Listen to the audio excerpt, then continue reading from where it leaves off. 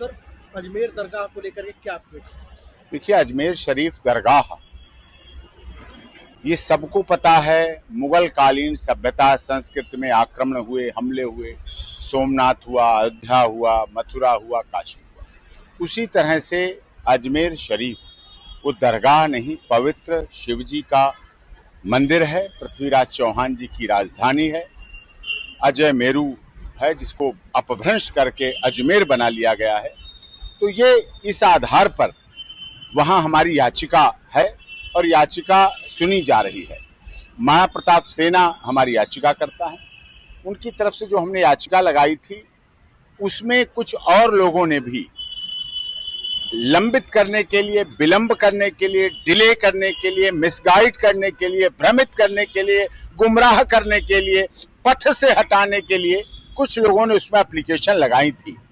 उन सभी की एप्लीकेशनें जो लगा रहे थे, जो जेन्युइन है, उनको कोर्ट ने माना, लेकिन जो इस तरह से आए थे उनकी एप्लीकेशन को डिसमिस कर दिया है। 30,000 रुपए प्रत्येक एप्लीकेंट पर जुर्माना लगाया है, फाइन लगाया है, इसी बात के लिए कि दोबारा कोई इस तरह की ऐसी भावना, ऐसी एहसास, ऐसी गलती ना करे कि दोबारा कोई मिसगाइड करने के लिए इस तरह का काम करे।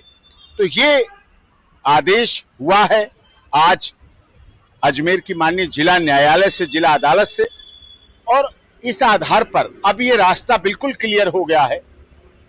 अयोध्या श्री राम मंदिर में बहुत वर्ष लगे, मथुरा में लड़ रहा हूं मैं कृष्ण जन्मभूमि की लड़ाई, इलाहाबाद हाई कोर्ट में हमारी याचिकाकर्ता परम पूज्य दिनेश फलाहारी जी हैं। अयोध्या में सुप्रीम कोर्ट तक मामला आया, लेकिन अब ये मामला वहीं का वहीं जल्दी निपटेगा।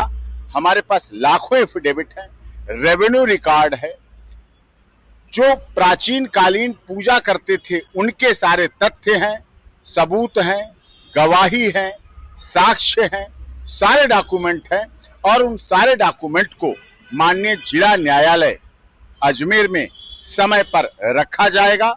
और निश्चित तौर पर हमारे याचिकाकर्ता का साफ कहना है, अगर उसमें शव है तो वो ले लो, तुम ले लो, और अगर उसमें शिव हैं तो हमें सम्मान पूर्वक दे दो, क्योंकि वहां प्राचीन काल पृथ्वीराज चौहान की धरती रही है और वहां शिव जी का प्राचीन मंदिर है। और आज का यह फैसला माननीय जिला न्यायालय का बहुत ही प्रशंसनीय है।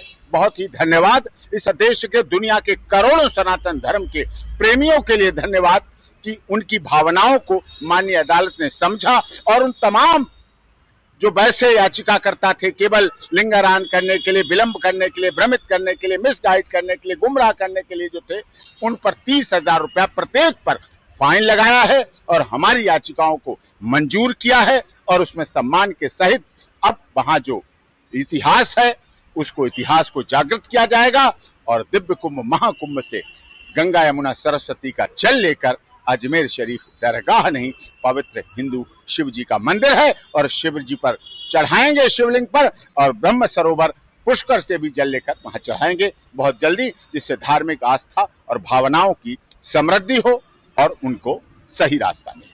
जो मुस्लिम है अजमेर दरगाह को अपनी आस्था का केंद्र मानते हैं, तो लगता नहीं है कि उनकी भावनाओं को कहीं कहीं आहत किया जा रहा है? देखिए, इस्लाम धर्म में दरगाह, इस्लाम धर्म में मस्जिद बहुत पवित्र है, कुरान शरीफ बहुत पवित्र पुस्तक है, शरीयत बहुत अच्छे नियम है, पर्दा प्रथा के आधार पर बुर्का बहुत सभ्यता का प्रतीक है, सब कुछ ठीक है। लेकिन दरगाह का मतलब वहां पर ख्वाजा साहब कभी आए तक नहीं है। इस बात के प्रमाण इतिहास में है, इतिहास में इस बात की हमने साक्ष्य लाया। अकबरनामा को तो सब मानते हैं, अकबरनामा तो ऐतिहासिक किताब है, और अकबरनामा में भी ऐसा नहीं है।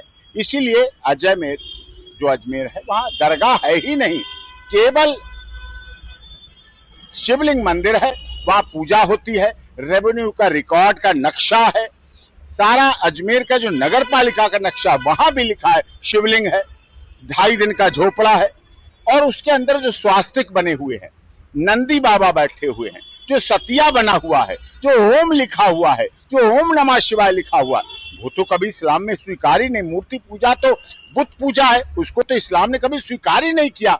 तो सिर्फ अल्लाह को है, अल्लाह सबसे पावरफुल है, हम भी मानते हैं, सबको मानना चाहिए। लेकिन इस तरह के वहां, और इसीलिए इसका कारण क्या है, आप आंकड़े निकालिए, अजमेर शरीफ दरगाह में मुस्लिम बहुत कम जाते हैं, हिंदू सबसे ज्यादा जाते हैं। महिलाएं, बहनें, बेटियां हिंदू जाती हैं और इसीलिए उन्हें पता है कि वहां शिव जी हैं और इस भावना के साथ जाती हैं। लेकिन वो क्लियर हो जाएगा और आर्कियोलॉजी डिपार्टमेंट और एसआई सर्वे करेगा और उसमें से शिवलिंग निकलेगा। राजवर्धन को और आपको मुस्लिम कट्टरपंथियों से डर नहीं लग रहा है? नहीं, वो तो धमकी देते रहते हैं, मुस्लिम कट्टरपंथी तो धमकी देते रहते हैं, कभी कुछ कभी कुछ कभी कुछ। उनके अंदर ऐसा भाव है, वो बुराई करें हम भलाई करें, ना ही बदले की हो भावना। हम सर्वधर्म समभाव को मानते हैं और हमारी धार्मिक भावना, हम अशफाकुल्लाह खां को मानते हैं, वो नहीं मानते। हम डॉक्टर एपीजे कलाम साहब को मानते हैं, वो नहीं मानते। हम रजिया सुल्ताना को मानते हैं, वो नहीं मानते। हम खान अब्दुल खान गफ्फार को मानते हैं, वो नहीं मानते। हम अब्दुल हमीद को मानते हैं, वो नहीं मानते। यही अपना अपना तरीका है, अपनी अपनी भावना है।